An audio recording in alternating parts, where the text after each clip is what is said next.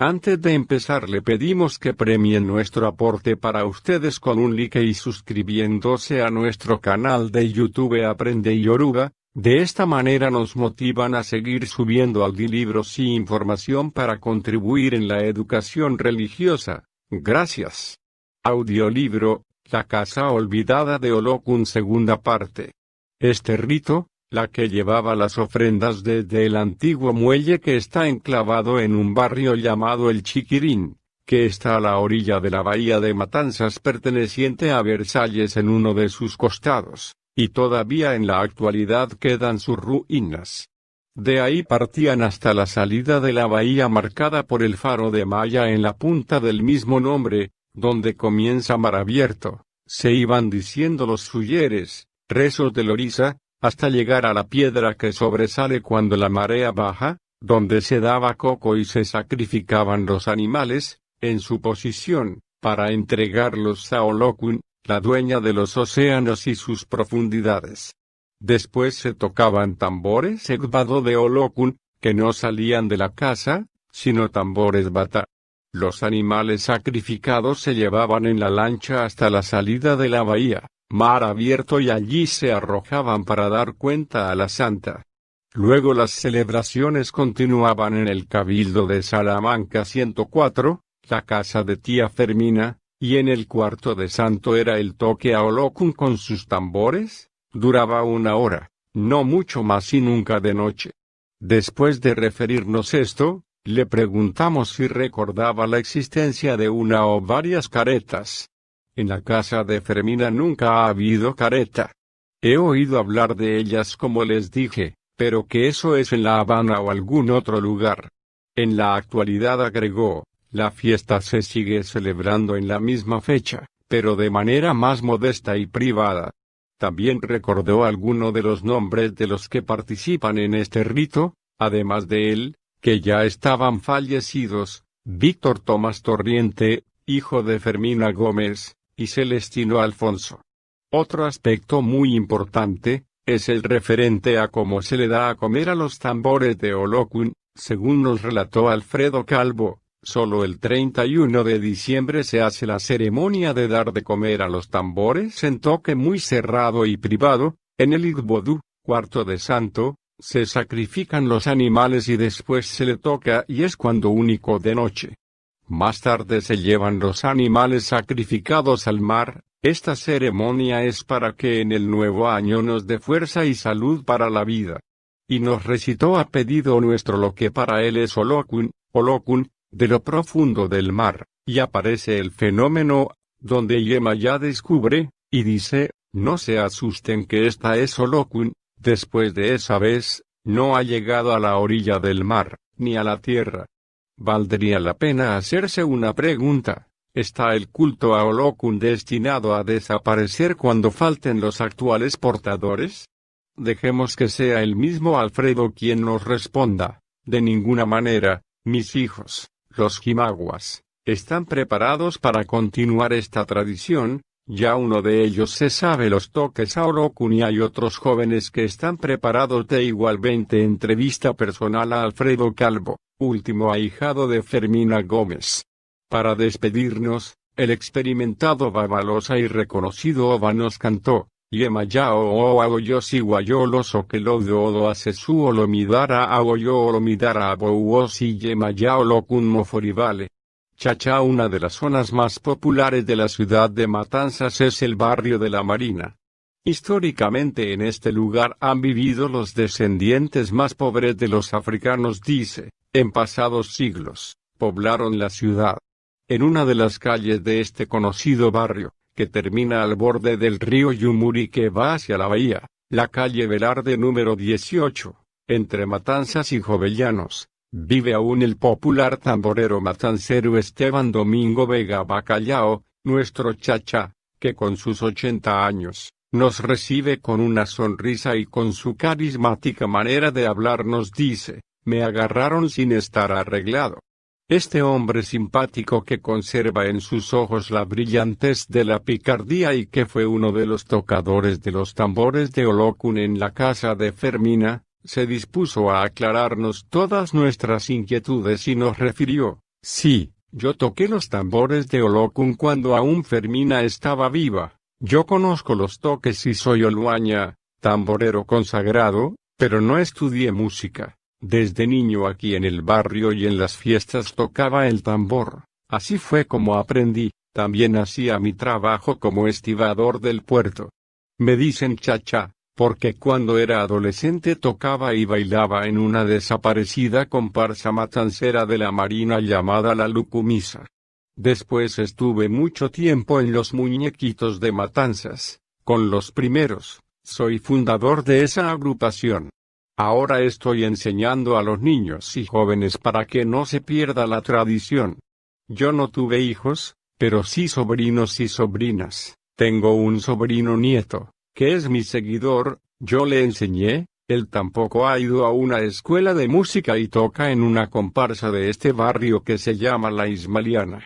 Estando en plena conversación, sentados a la puerta de su cuartillo, llegó su nombrado sobrino nieto y con amabilidad nos saludó. Después de las presentaciones comenzamos a indagar sobre la comparsa que nos había comentado Chacha hacía unos minutos, a la que este muchacho pertenece, y nos dice: me llamo Ariel Noel no se demora, tengo 30 años y me conocen como Papito, yo soy tamborero y también bailo desde niño, como mi tío. La comparsa se llama La Ismaliana y pertenece a un proyecto comunitario patrocinado por la Iglesia del Seminario Evangélico. Ya hemos viajado para intercambios culturales, llevando nuestras tradiciones a otro país y fue un éxito. Tenemos muchas perspectivas con este proyecto cultural, aunque es comunitario. Continuamos conversando con Chacha respecto al tema religioso y su vinculación. Yo tengo hechos desde joven, mi nombre de santo a mí no me gusta decírselo a la gente, porque mi santo es para adorarlo. Yo soy religioso, pero el tambor es también mi fuerza y mi vida. No recuerdo en las fiestas de Olokun de la casa de Fermina, y yo tengo muy buena memoria, alguna careta de esta santa, yo jamás las he visto, ni en ningún toque ni baile. La que se baila con careta es Eguaña. Se está refiriendo a Eguns, los antepasados. Dejamos a Chacha en el barrio de la Marina, donde nos despidió con alegría y nos fuimos con la convicción de que las tradiciones no mueren.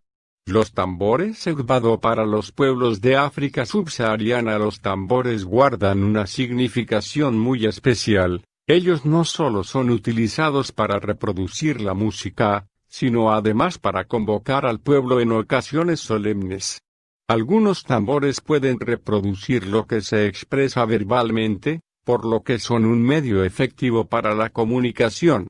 Los Yoruba creen que Obatala u Orisanla en la mitología Yoruba fue el agente por el cual Olodumare hizo su trabajo de creación, y por eso los tambores creados y usados por él se copiaron para usarse en los palacios, de todos los descendientes de Oduduwa y en los templos de los orisas cuadrado superíndice 1. 21. Los tambores Yoruba, la Oye Itimi de Ede, p.17. Toda la investigación en Cuba, sobre las culturas africanas radicadas en nuestro suelo, tiene como referencia obligada la monumental obra de Fernando Ortiz. Nadie como él hizo un estudio tan minucioso de estas culturas en nuestro país.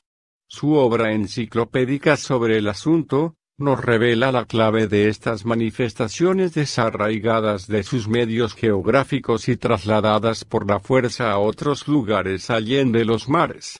Fernando Ortiz refiere que en los toques de santo, figuras rituales muy frecuentes y con tambores batá, se le dedica un toque a Olokun. El último toque del cierre, con tambores, baile y canto, el 14º, es el Tremembudo Olokun, dios del océano inmenso y profundo que no aparece en los otros Oru. El rigor de este toque se tañe a continuación del último de Elegua. Cuando este se acaba, enseguida, sin interrupción, se vira el toque para Olokun. Y ahí, se cierra la fiesta pública, taqueada, bailada y cantada de los orisas en el Eya Aranla, Como todavía se celebra con frecuencia por los Lucumí y sus descendientes en las provincias cubanas de La Habana y Matanzas. Estos toques de cierre se consideran los más importantes y no pueden ser danzados sino por los olochas y los orisas subidos, no por los profanos, avericula o aleyos. Cuadrado los bailes y el teatro de los negros en el 22 Folclore de Cuba, Ortiz, p. 369. Una de las obras más importantes de la rica bibliografía de Fernando Ortiz es Los Afrocubana, tratado en 5 tomos publicados entre 1952 y 1954, en el que el autor afirma que los tambores que en Cuba usaron los Eguadó, acción de negros de Nigeria, eran por el estilo de los Arará según nos informan. Y se han perdido. Entre los Eguadó, nos dicen, se usaban 3 tambores especiales para toque de muertos, o sea en sus ritos funerarios. Recibían el nombre de elecu. Los 3 eran de diferentes tamaños, cilíndricos o unimembranófonos. Su cuero no era clavado sino simplemente acollarado. No se atesaban con candela ni cordaje, sino por medio del calor del sol. Cuadrado cubo 23 Música afrocubana, Fernando Ortiz, Vol.iii, p. 409. Sin embargo, más adelante encontramos una descripción de un tambor de Olocun que no se aclara si es de La Habana o Matanzas. El tambor de Olocun, un bimembranofo de caja cilíndrica, de unos 40 centímetros de largo, encordado o enjicado con cáñamos, y se cuelga en el cuello. Es dedicado exclusivamente a Olocun, que para los Yoruba es el dios del profundo mar. El cordaje de este tambor es aproximadamente el que revela la figura cuadrado 4. 24 y Videm. Vol. I. p. 377. El autor se refiere a la figura que se expone al final de la presente edición. Aunque Fernando Ortiz sí conoció la casa de Fermina como veremos a continuación, no identifica los tambores, que aún allí se conservan, como tambores Egbado, sino como tambores que él llamó Gelede, dándole más importancia a la sociedad que usaba esos tambores y que estaba compuesta por varios grupos yoruba entre los que figuraban los Egbado. Al respecto afirmó: en cierto templo Lucumí de Matanzas son tañidos en los ritos del dios Olocun.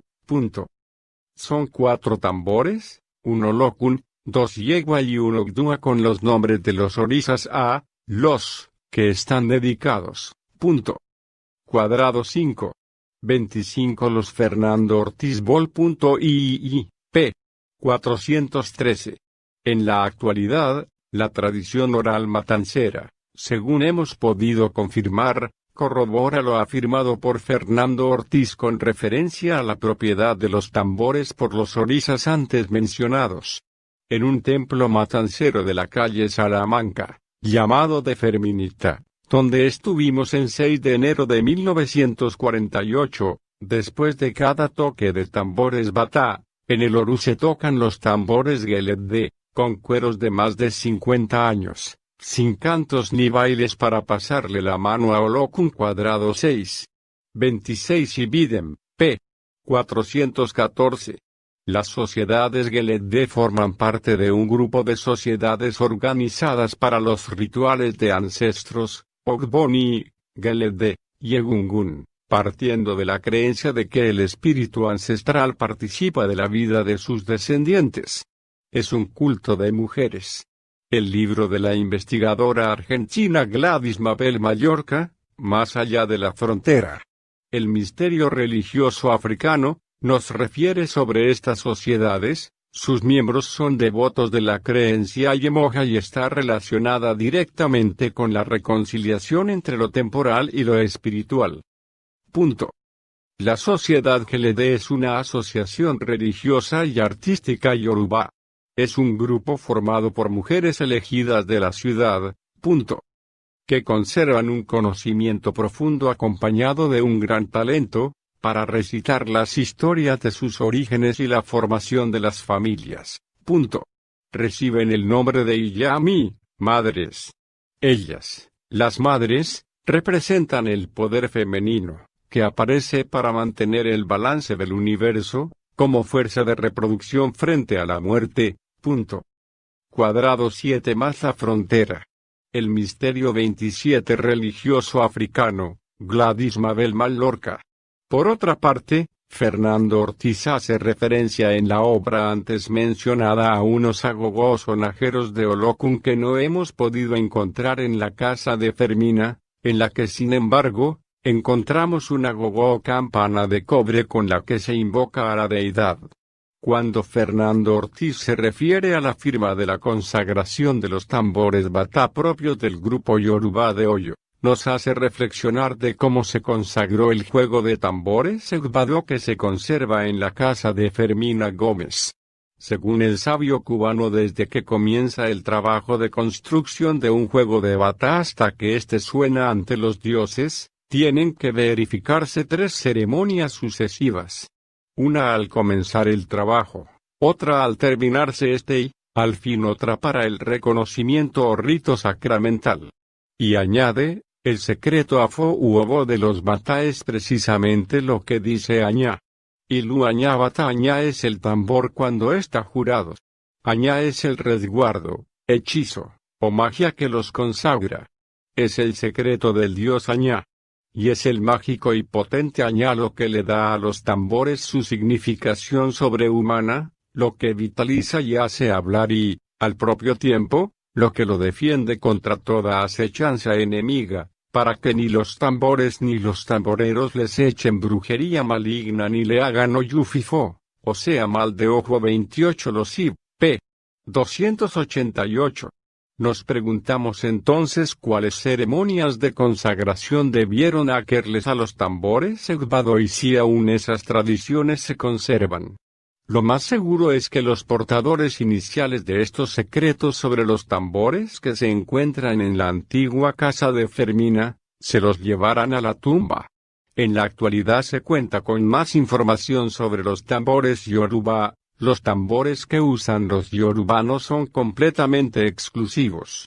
Muchos tienen equivalentes entre las otras tribus de la región occidental de Nigeria. Posiblemente tienen un origen histórico común. Esta región comprende muchas tribus y, un gran número de ellas, no puedo autorizadamente decir que todas, afirman ser descendientes de un antecesor mítico, Odudua.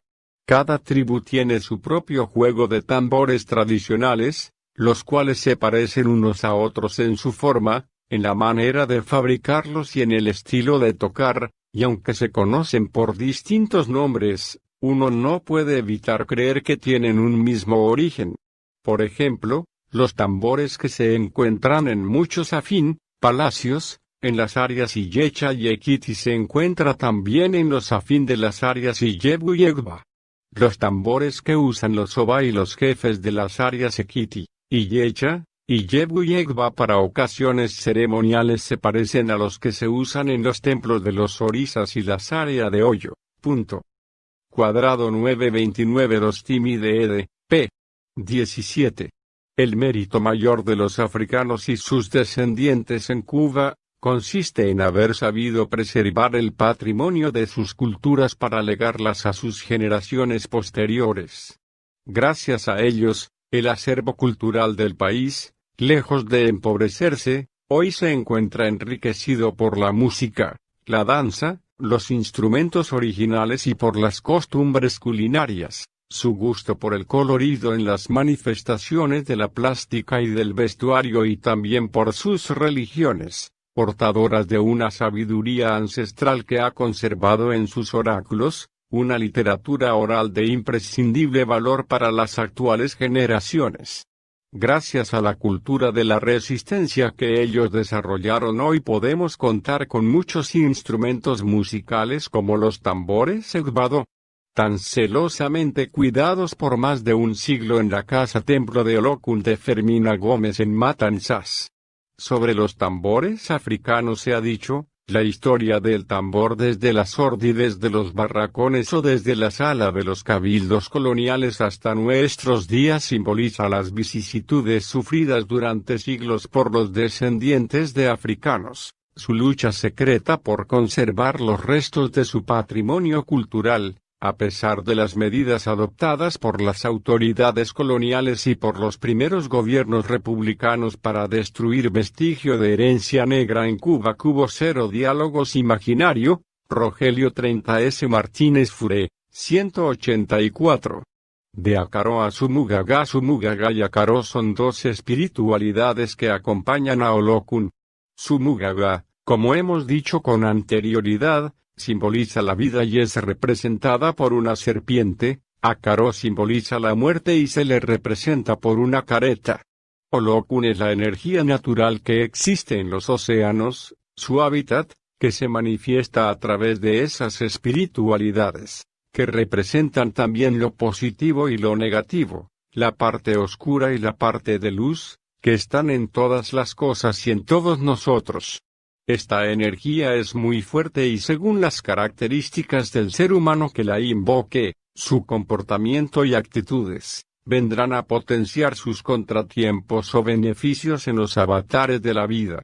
El culto a Olokun en la regla de Osa y el culto a Olokun en Ifá, con sus diferencias litúrgicas, en cuanto a interpretaciones, fundamento, rogaciones, ceremonias y sacrificios, presentan variaciones y diferencias, coexisten y forman parte de nuestra identidad religiosa, por lo que no podemos ser absolutos en planteamientos.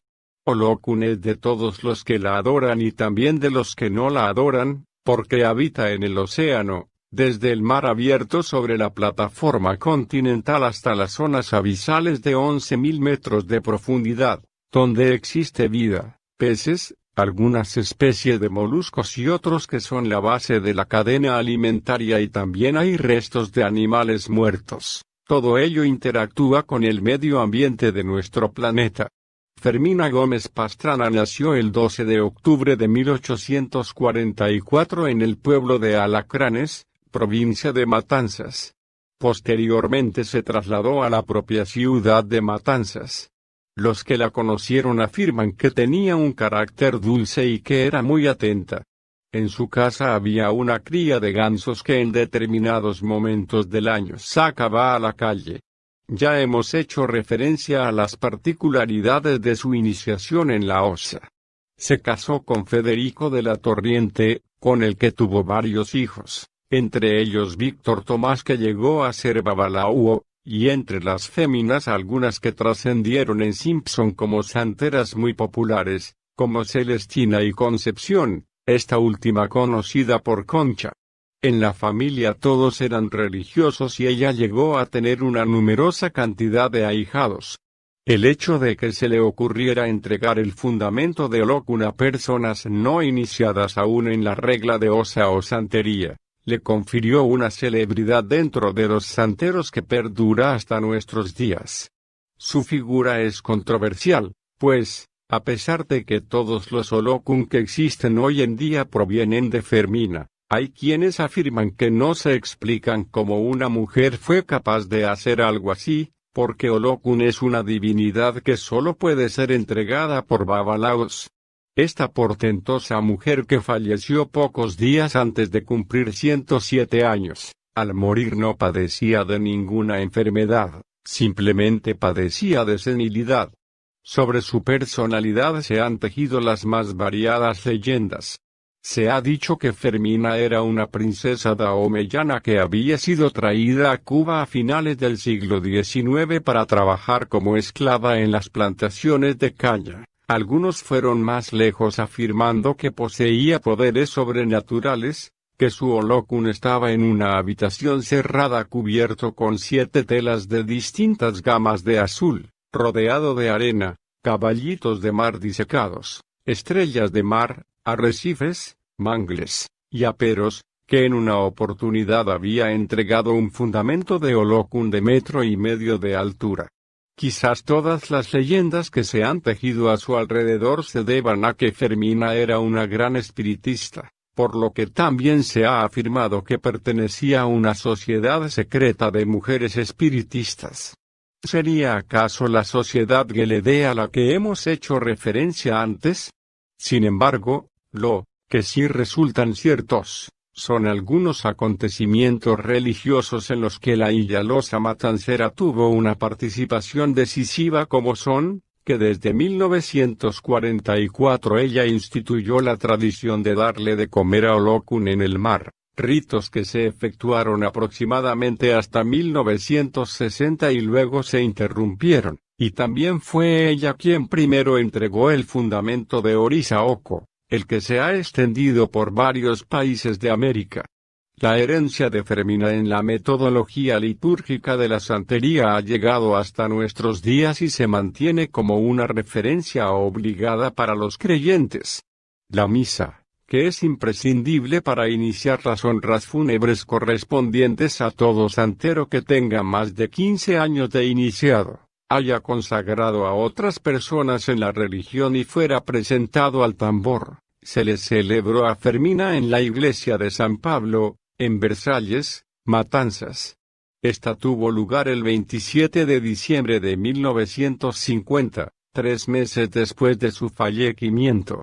En ella participaron innumerables personas de las clases altas de la época, de las capas más pobres de la población, así como religiosos de toda la provincia.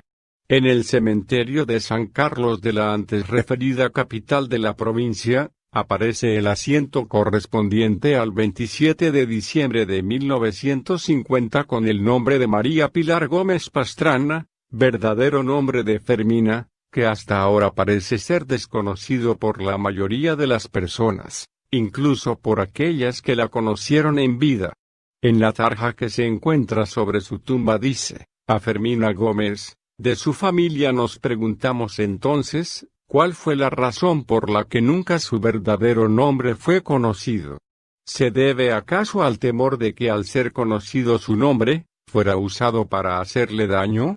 ¿Existe alguna otra razón que no podamos siquiera imaginar? ¿Le prohibieron sus orisas revelar su verdadero nombre? Todo lo anterior queda en misterio, ya que, posiblemente, no hay nadie que pueda dar una respuesta.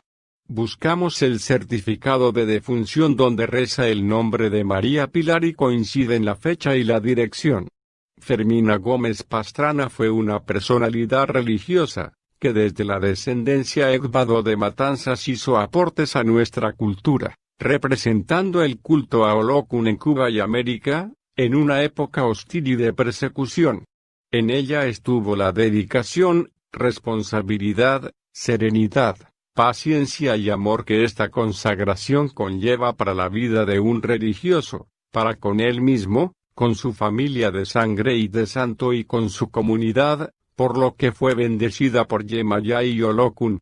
Aún en la actualidad, a más de medio siglo de la fecha de su desaparición, sus buenas energías irradian, para que no se pierda en falsas leyendas, el legado que nos ha dejado. Puede ocurrir que la casa de Fermina termine siendo olvidada y que ni los fieles ni ninguna asociación religiosa afrocubana o organismo internacional se acuerde de ella. Puede que los tambores, algún día, pasen a la custodia de otras personas y que en vez de convertirse en frías piezas de museo, continúen vivos en los oficios de los ritos ancestrales. Puede que todo eso ocurra, pero la verdadera casa de Olokun, el mar en toda su extensión, continuará en donde está, advirtiéndole a los humanos que no se debe desequilibrar la naturaleza, que el efecto invernadero, resultado de toda la contaminación que sufre nuestro planeta y que ocasiona tormentas, cataclismos y otras desgracias, puede provocar que un día Olokun vuelva a invadir la Tierra y entonces, los humanos, los animales y la vegetación suframos las consecuencias de la gran desobediencia y Acaro se apodere de todo. Eso es lo que quisieron transmitirnos nuestros ancestros. Procuremos que Sumugaga siga siendo la nodriza de toda la vida que nos rodea. Pataquines de Olokun. No hay hilo de caracoles tan largo como el que posee Yemidergbe al que se le llama Olokun. Eyog-Beme y el reino de Olokun. Cuando Olofin distribuyó sus poderes entre sus hijos, a Olokun le tocó vivir en Aigeco. Era una gran extensión de tierra, con una prodigiosa vegetación en la que aparte de grandes bosques, se encontraban muchos árboles frutales y crecían todo tipo de viandas y legumbres. Aquel sitio disfrutaba además de una gran fauna y las aguas de los ríos y lagunas estaban vestidas de cisnes, gansos y patos. También había una alta montaña llamada Adura donde ya vivía una pareja cuyos miembros se llamaban Ikenia y Bakon. Ellos tuvieron una sola hija que la llamaron Aharama Alesu. Aún eran muy jóvenes los padres cuando murieron y ella quedó sola. Olokun la enamoró y la hizo su mujer. Tuvieron tantos hijos que Aigeco se pobló. Mucho tiempo después, los seres humanos que comenzaron a llegar a aquel lugar menospreciaron la autoridad y el poder de Olokun, y este lleno de cólera los hundió a todos en las profundidades del mar. Era tanta la riqueza que Olokun se llevó a las profundidades que no hay en el mundo otro que la haya poseído ni poseerá jamás. Cuando acusaron a Olokun, los ríos se reunieron para acusar a Olokun ante Olofin, y éste mandó traer ante sí al acusado, pero él le contestó que no podía ir en ese momento, porque se ocupaba de un asunto muy importante. Estaba sacrificando 2 chivas. Después que terminó, se puso en camino a casa de Olofin, llevando las cabezas de las chivas sazonadas. Cuando llegó, ya todos los ríos estaban esperándolo. Al terminar los ríos sus acusaciones, Olofin les preguntó qué traían y ellos respondieron, nada baba. Después le preguntó a Olokun qué traía y éste le respondió, cabezas de chivas, y se las presentó. Olofin ordenó que todos los ríos finalizaran en el ile de Olokun, puesto que ellos lo habían acusado sin tener pruebas ni base, y que como Olokun llevó las cabezas, cabeza sería. Y desde entonces todos los ríos tienen que terminar en el mar, para que Olokun informe a Olofin sobre todo lo bueno y malo que hagan los demás. Olokun quería apoderarse de la tierra. Olokun quería apoderarse de la tierra, y Obatalá le dijo que eso no podía ser, porque, ¿dónde iban a vivir sus hijos? Obatalá ordenó a sus hijos ir a casa de Orunmila y éste les vaticinó que ellos iban a un punto a pescar y que tenían que hacer ego antes de ir. Así lo hicieron. Olokun, que los vio, salió enseguida para donde estaba Orunmila a darle las quejas de que los muchachos estaban pescando en sus aguas. Orunmila le contestó que él no podía hacer nada, porque ellos habían hecho ego con acuco, pita de corojos, anzuelos y owo. Cuando los hombres le faltaron a Olokun una historia de Ifá, dice que la humanidad en un tiempo no le rindió el homenaje que Olokun merecía y él decidió castigarla, hundiéndola en el océano. Bajo sus órdenes, olas inmensas comenzaron a invadir la tierra. El océano embravecido, oscuro, e infinito cayó sobre la tierra tragándose a los que vivían cerca de las costas. La gente que habitaba tierra adentro, aterrorizada por grandes montañas de agua que avanzaban hacia ellos, imploraron a Obatalá para que intercediera con Olokun, pues la masa de agua terminaría acabando con todo. Obatalá, creador de la humanidad, se interpuso entre Olokun y sus criaturas y le ordenó parar. Olokun respetó a Obatalá y se retiró. Pero este último ordenó que fuera encadenado en el fondo del mar. Ajaí Olokun. Ajá era la esposa de Olokun y estaba siempre peleando y metiéndose en problemas, hasta que un día tuvo una discusión con este y decidió abandonar el hogar con el hijo de ambos. Ese mismo día sucedió que Yemaya tuvo una pelea con su esposo y fue a casa de Olokun. Este la recibió y permanecieron viviendo juntos. Desde que Yemaya llegó todo comenzó a funcionar bien, lo que era pequeño se convertía en grande y donde ella ponía el pie surgía un río. Un día Aja envió a su hijo a casa de Olokun a buscar unas cosas que se le habían olvidado al marcharse. Al llegar, El muchacho vio tantos ríos y tanta prosperidad que se quedó maravillado y fue corriendo a contarle a su madre lo que había visto. Ajá, al saber la noticia, se presentó en la casa de Olokun a insistirle que ella era su esposa.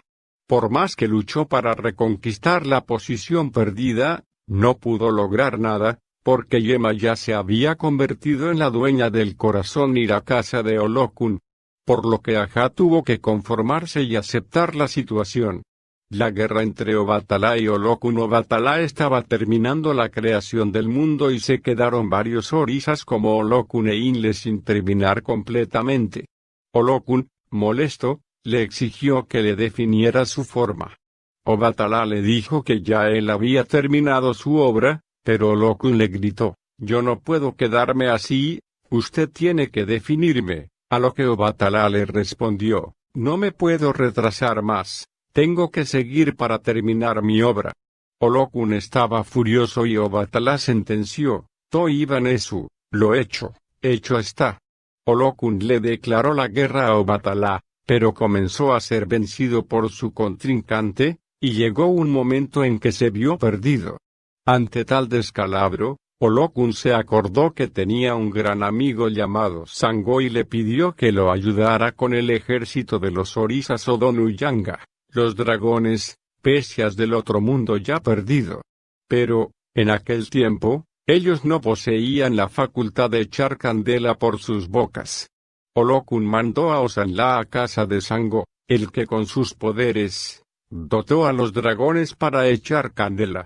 Olokun volvió a atacar al ejército de Obatalá y ante el poder destructivo de aquellos seres, el ejército de su enemigo empezó a retroceder hasta que fue vencido. Cuando Obatalá capituló, dijo, «Me has ganado porque me hiciste trampa, me lanzaste esas bestias del otro mundo». Y Olokun contestó, «Yo tuve que hacerlo así porque eres más poderoso que yo, por tu culpa mira cómo he quedado». Ogbeyono y Auoikoko vivía cómodo y siempre estaba dándole de comer a Olokun. Le llevaba la comida cocinada en una cazuela grande, las frutas y miniestras en una canasta y cantaba. Cuando hacía esta ceremonia Olokun salía a la superficie y le echaba su bendición. En aquella tierra la gente se dedicaba a confeccionar ikoko de barro. Hacía mucho tiempo que no se consagraba a nadie en Ifa. Auoikoko se estaba poniendo viejo y siempre le decía a la gente que para adorar a Olokun había que tener consagración de Ifa. Un día Olokun le dijo, «Ya tú no estás para estos trajines, vete buscando a uno para que lo consagres en Ifa». Auoikoko empezó a buscarlo, pero como la gente de aquella tierra no andaba con Ifa, pues solo estaban para fabricar ikoko, no encontró a ninguno que él pensara que sirviera. Se puso en camino hacia la casa de Olokun para llevarle su comida y por allí se encontró con Omo Olokun y se dijo, «Este mismo será el que me servirá para consagrarlo, para que la gente de esta tierra piense un poco más en Ifa». Entonces le dijo a Omo Olokun, «Te voy a consagrar en Ifa para que me ayudes a mantener esta tierra próspera como ahora y para que piensen más en Ifa». Olokun se puso muy contento y le dio de todo a Auoikoko para que consagrara a su hijo. El babalao empezó a prepararlo todo y cuando iban para Oloya a comprar algunas cosas de comer se encontró con el Egual Oluopopo. El Egual llevaba 2 ikoko grandes y nuevas y Oluopopo una van muy grande. Ellos le hicieron moforivale a Auoikoko y dijeron, «Te estábamos esperando para darte esto, ¿qué te hace falta para consagrar a Omo Olokun?». Después Oluopopo le entregó el awan y dijo, «Mete aquí todo lo que hace falta», y el Egual le entregó los 2 ikoko y le dijo, «Estas son, una la cabeza tuya, y la otra, la cabeza de Omo Olokun, tu hijo que va a nacer». Se las dio, le rezó, y dijo, «Hácelo miero y cuando lo prepares dale una paloma y canta». Después enciendes una vela, la otra ikoko la metes dentro del awan junto con todo lo demás, lo tapas con azofunfun y rezas. Ya todo estaba preparado para la consagración, sacaron la canasta para afuera y empezaron a cantar, awan, Awan, Kosewarun Awan, y Koko Enifalau Awan. Entonces el Ewa, Oluo Popoya Uoi Koko y todos los babalaos cantaron y los llevaron para el cuarto de Ifa donde fue consagrado y sacó Ogbeyono. Al tiempo llegó mucha gente para que Uoi Koko y Ogbeyono los consagraran en Ifa. Olokun se ponía muy contento y les mandaba riquezas a los dos. La gente pensó más en Ifa y utilizó las cazuelas de barro, porque eran las cabezas de esa tierra.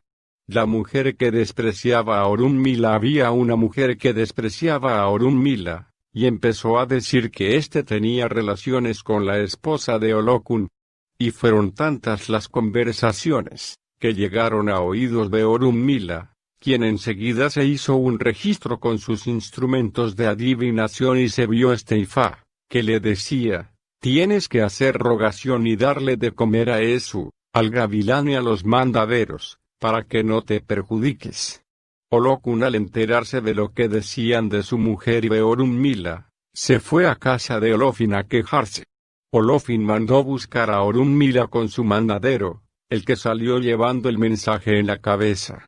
Pero, al poco rato, fue visto por el gavilán, que se le encimó, se lo quitó y desbarató.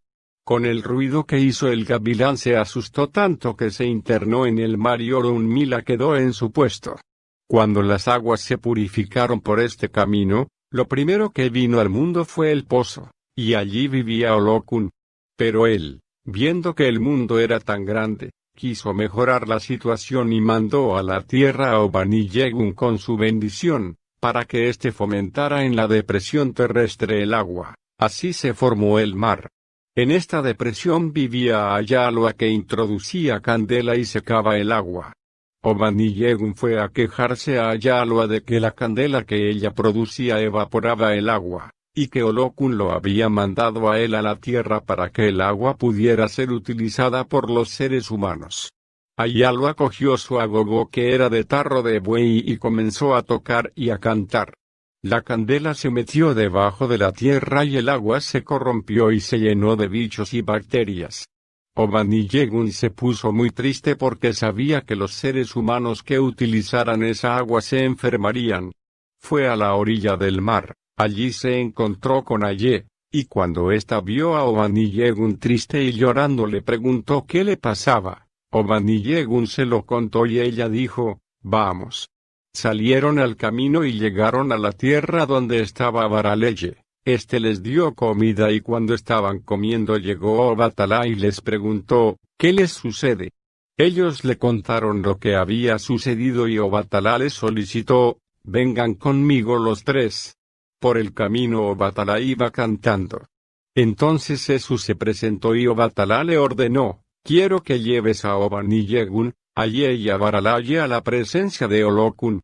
Olokun, al oír esto, salió del pozo. Ellos al verlo le hicieron moforibale y Obaniyegun le contó, usted me mandó a la tierra para fomentar el agua, pero el agua sale podrida.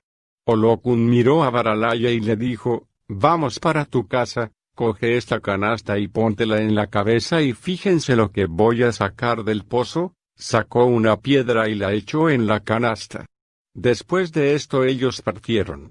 Iban por el camino recogiendo piedras hasta llegar a casa de Baralaye, y allí recogieron otras más que él tenía. Continuaron camino hacia el mar.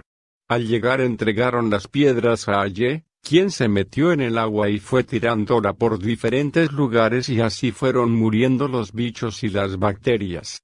Olokun salió de noche del pozo. Al llegar al mar y ver a Aye la abrazó y dijo, desde hoy el agua saldrá limpia.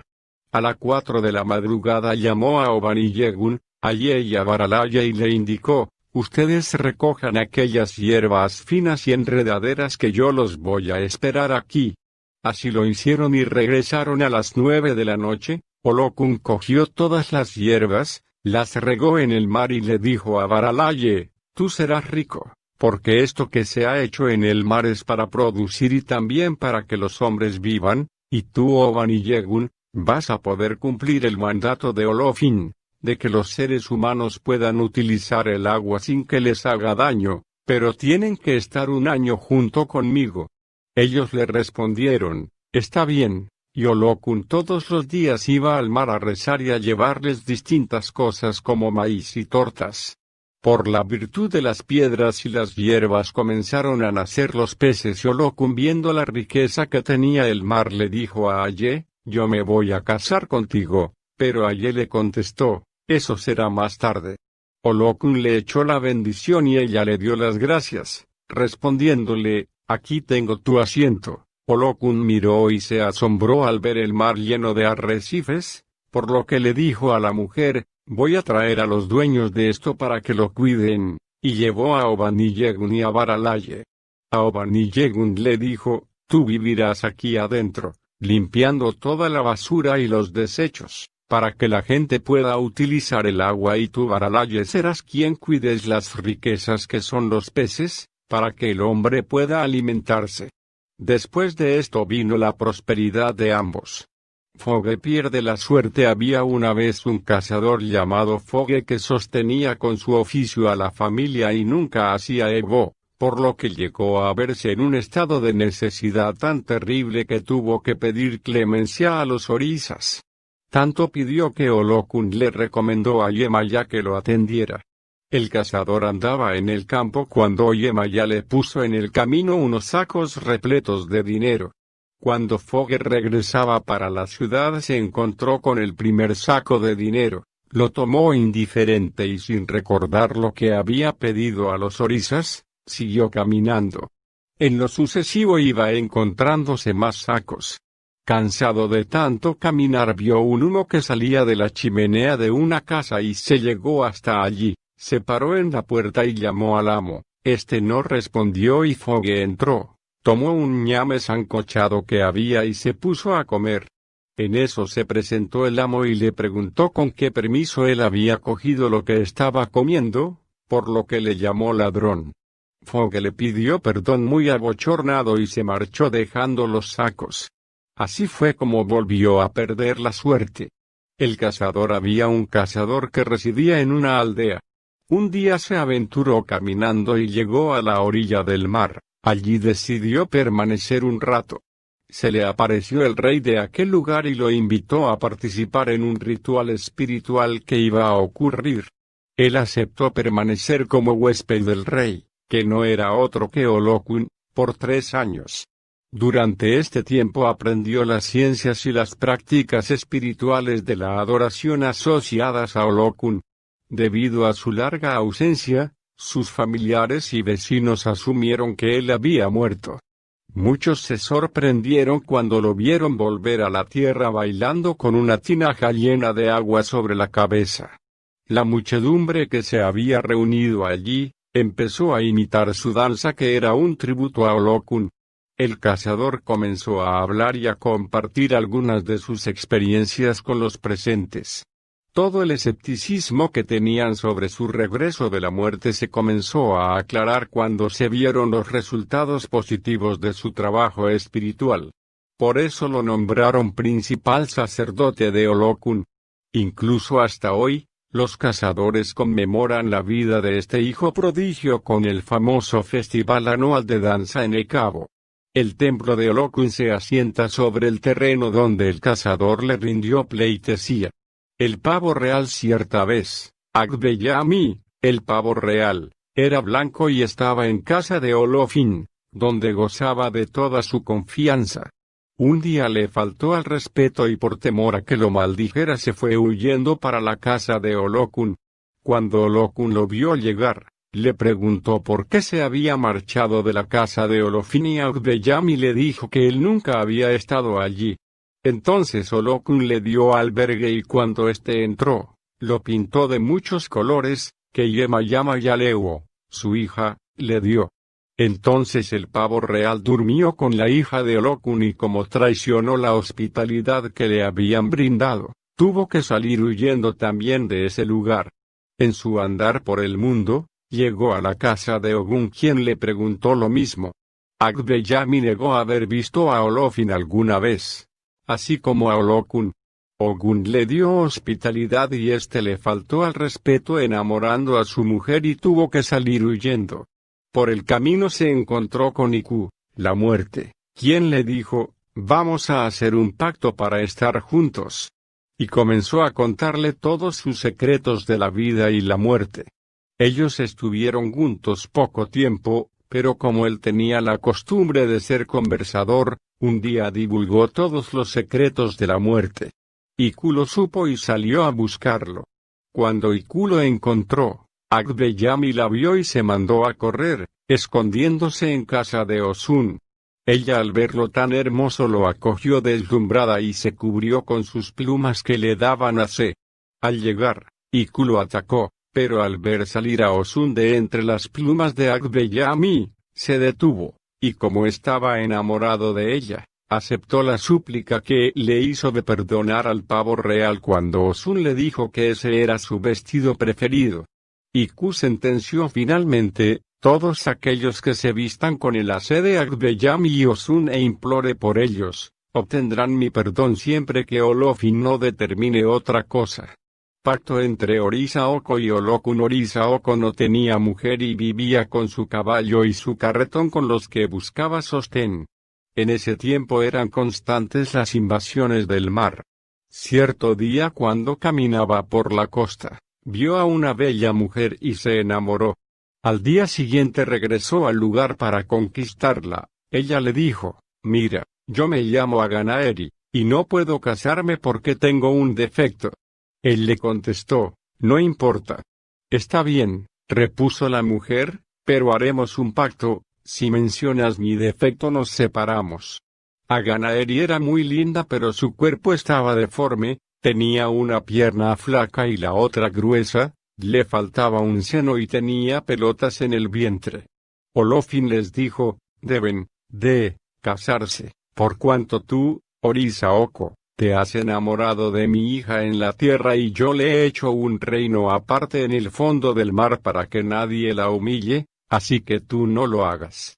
Orisaoko juró ante Olofin no echarle en cara sus defectos a la mujer. Durante 3 años vivieron felices. Pusieron un negocio donde Orisaoko sembraba aguado y Aganaeri lo vendía en la plaza.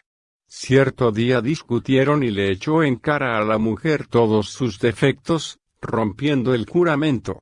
Fue tan grande el bochorno de ella, que su rostro se transformó en muerte, debido a las huellas del dolor por la pena que le hacía pasar el hombre que tanto le había suplicado su matrimonio.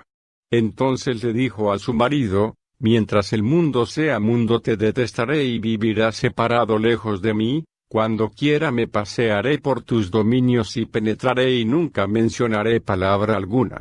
Deberán rogarme y pagarme las contribuciones, y salvaré a todos mis hijos. Nombraré un portero para que reciba a los hijos de la tierra y a ti te castigaré con tu propia arma, tus animales te atacarán, tu tierra se volverá hostil, tus hijos no serán tuyos, no recogerás el fruto que cultivas y pisarán tu tierra. Olofin desató una sequía en la que las cosechas murieron, el ganado y la tierra se secaban y agrietaban. El caballo de Orisaoko no quería trabajar.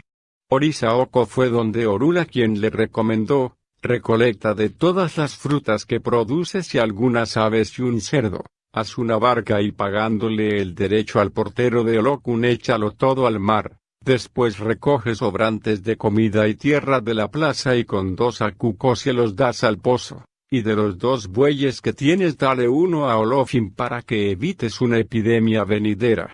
Orisaoko lo hizo y Olofin le ordenó venir y le dijo: te perdono, desde hoy serás el dueño de la siembra y los aperos de labranza, pero la tierra siempre vivirá separada del mar. El brazo de mar en la tierra de Ife había un brazo de mar donde vivía un orisa del que nadie se ocupaba, este era Olokun. Todo el mundo pasaba y nadie le daba de comer. Un día Olokun se molestó y todo aquel que se aventuraba a pasar por allí era tragado por las olas. Obatalá se dio cuenta de la falta de alguno de sus hijos y fue a ver a Orunmila. Le salió un odu que decía: tienes que hacer ebo con todo tipo de comidas y echarlo en el mar para que Olokun coma. Cuando los hijos de Obatalá llevaron el ebo, el mar comenzó a retirarse. Orunmila le dijo a Obatalá que todos sus hijos tenían que consagrarse en la osa. Cuando todo se efectuó, el brazo del mar empezó a secarse y a desaparecer y las personas pudieron pasar por allí. En las caretas de Olokun había un hombre que vivía de la pesca y mientras más pescaba, más pescado quería. Y así lo agarraba siempre de noche, por lo que cuando iba de regreso al pueblo, ya no los podía vender, porque se le echaban a perder y tenía que botarlos, y los que servían, tenía que regalarlos. Había otro pescador que capturó variados y lindos pescados y enseñándoselos le dijo, «Esto no es nada, comparado con los que hay en la profundidad del mar». El pescador que no lograba vender su pescado, por lo que tenía muy mala situación, fue a mirarse con Orunmila, el cual le afirmó, «Tiene que hacer bo y no bañarte en el mar». Él no le hizo caso y se buscó una careta que le permitiera ver debajo del agua y la preparó para que no le faltara el aire y poder aguantar la presión en las profundidades. Al tirarse al fondo del mar, se encontró con Olokun, y éste le dijo que él había visto el secreto, pero que no iba a poder revelarlo. Olokun le quitó la careta y el pescador comenzó a tragar agua hasta que se reventó y murió.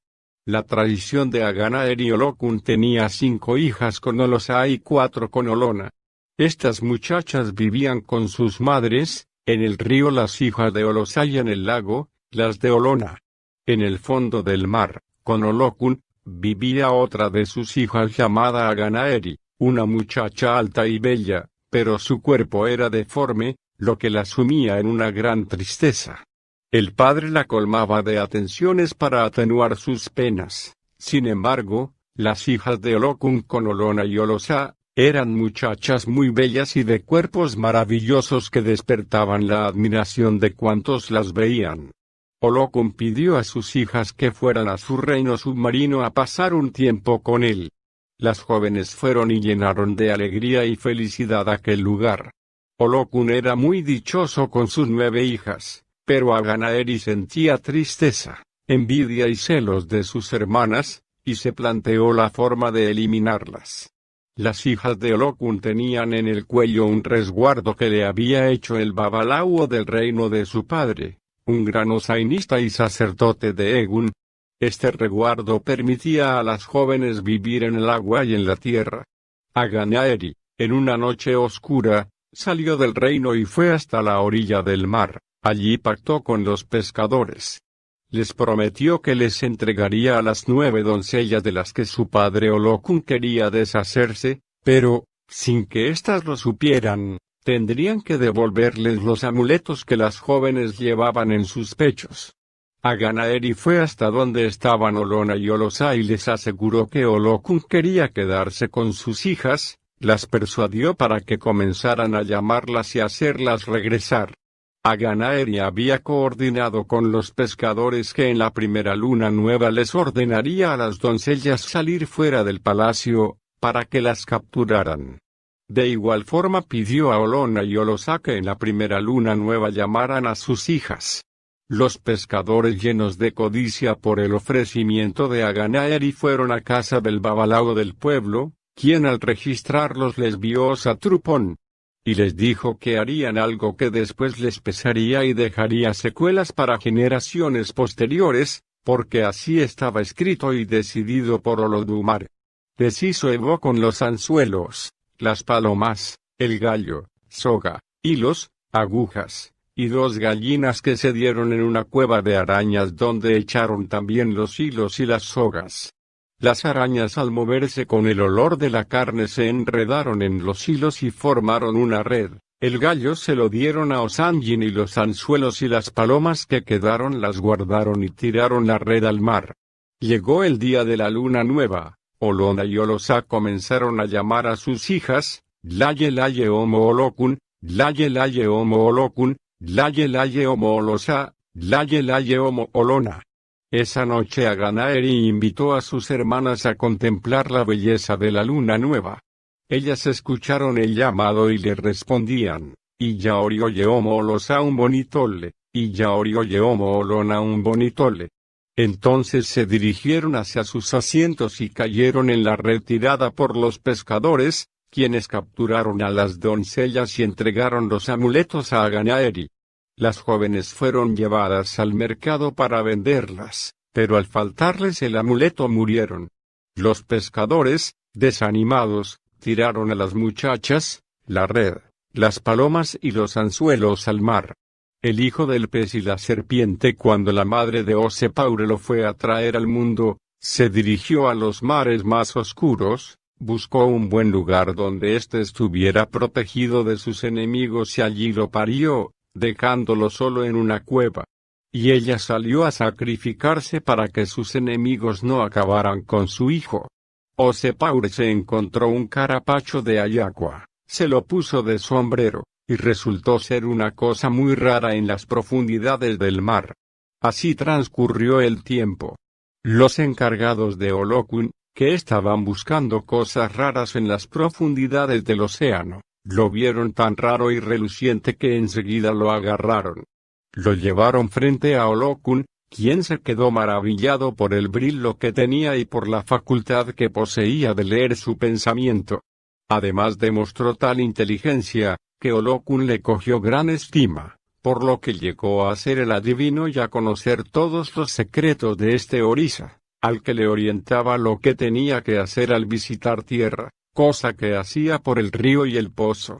Los enemigos nunca sabían por dónde Olokun iba a llegar. Esta fue la causa de que también se convirtieran en enemigos de Osepaure y comenzaran a difamarlo. Esto le ocasionó problemas con los demás hijos de Olokun. Un día, aburrido de todo aquello, Osepaure decidió salir del palacio de Olokun. Entonces todos quisieron acabar con él. Osepaure tenía la facultad, que Abita le había dado en el vientre de su madre, de convertirse en pez y en serpiente, que representa el símbolo de la sabiduría del diablo. Y cuando se convertía en serpiente tenía 2 tarros, que era donde acumulaba y guardaba el conocimiento. Producto de esto, se acabó de convertir en serpiente marina y salió a la costa. Olofin y Sango habían avisado que el hijo de Abita, que vivía en el fondo del mar, vendría a la tierra para que se pudieran completar las enseñanzas que se necesitaban en el mundo. Los babalaos estaban esperando sentados en la orilla de la playa a que llegara el extraño ser. Cuando llegó Osepaure, venía en la forma de un pez que tenía una cruz en la cabeza. Y de pronto se transformó en la serpiente de 2 tarros. Entonces los babalaos se afianzaron cada uno de un tarro y siguieron el mismo curso que llevaba la serpiente, que terminaba en la tierra, donde Osun tenía el secreto del dinero.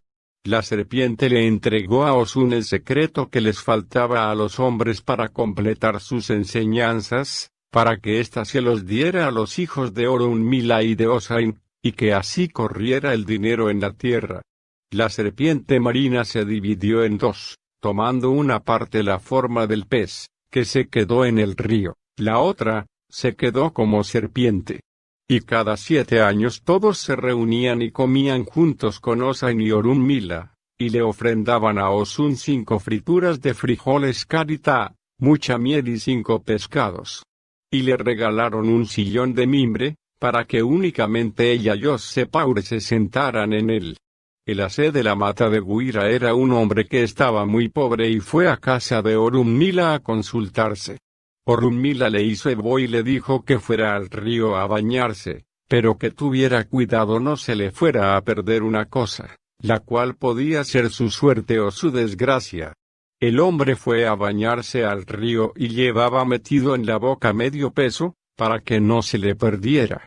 Pero, en un descuido, se le cayó y lo siguió hasta que llegó a la desembocadura del mar. Y allí le agarró la noche y le pidió permiso a Olokun para que lo dejara dormir. Este se lo concedió, y el hombre durmió sobre los arrecifes. Al otro día, Olokun le preguntó que cómo había pasado la noche y él le contestó que bien. Entonces Olokun le señaló unas matas de Guira y le dijo que las de la derecha no hablaban, pero que las de la izquierda sí, y que siguiera aquel camino, que al llegar a su casa la iba a encontrar cambiada. El hombre, de la noche a la mañana, prosperó. Pero un vecino, que estaba curioso, le preguntó y tanto le preguntó, hasta que supo el secreto y dijo que él también lo sabía hacer, pero sin antes ir a la casa de Orunmila a registrarse, se fue a bañar al río y dejó caer el medio peso y lo siguió. Y cuando llegó al lugar señalado ya era de noche, le pidió permiso a Olokun para que lo dejara dormir y éste se lo concedió. Por la mañana Olokun le preguntó que cómo había dormido y pasado la noche, y él le contestó que mal, porque encima de los arrecifes no podía dormir bien. Entonces Olokun le dijo, ¿tú ves aquellas matas de guira? Bueno, las de la derecha no hablaban, pero que las de la izquierda sí. Tú coges 3 de la derecha y tiras una en el momento, otra a la mitad del camino y la otra al llegar a la casa. Él obedeció, pero no estaba conforme y cuando cogió esas guiras, al tirar la primera todo se oscureció, cuando tiró la segunda salieron serpientes y otros animales feroces que lo devoraron, por ambicioso. El árbol de la palma en Eboesi, había un muchacho nombrado Omobe que tenía gran capacidad física y fue entrenado para ser luchador.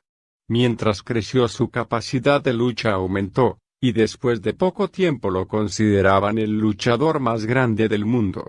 Desde su nacimiento el babalao local les había advertido a sus padres que no permitieran que Omobe subiera a los árboles de palma. Un día, mientras sus padres estaban ausentes, él decidió subir al árbol de cualquier manera. Desde arriba pudo ver cómo los babalaos recolectaban las semillas de palma para hacer vino. Bajó e hizo a su manera el vino para probar su propia suerte. Entonces luchó contra todos sus ancestros y con Ogun y los venció. Finalmente se preparó para luchar con Olokun. Mientras que él convocó toda su fuerza física, Olokun convocó sus energías espirituales. Durante la lucha, Omobe procuró lanzar a Olokun a la tierra y no pudo. Omobe volvió a casa del babalao, este le aconsejó que debía apaciguar a Olokun o moriría. Por lo que durante 7 días tuvo que hacer sacrificios a esta deidad. Después de este hecho Omobe fue iniciado como primer sacerdote de Olokun. La falta al respeto que Omobe tuvo con sus ancestros, Orisa y con los babalaos fue la causa de todas las calamidades que padeció. Requiem aeternam para ti, el cielo brilla en esta noche de luna llena por ti, amigo, alzo la copa para brindar por tu partida de esta tierra y veo tu sonrisa de tabaco y miel asomarse a mi balcón. Los orisas fueron al pie de Olodumare para celebrar que estarás por fin más cerca de ellos. El tambor de Sangor retumbaba haciendo temblar la tierra y el cielo lanzó rayos, centellas y lluvia para mí. Entonces supe que estabas feliz y respondí lanzándole mis lágrimas por ti. Armando, hoy nos bendices a todos desde la infinitud, y el océano desde sus profundidades con inmensas olas en danza eterna bendice este libro, este legado, que brilla para la eternidad como la luz perpetua. La princesa del mar Caracas, 5 de agosto de 2012. Maida Acosta Alegre.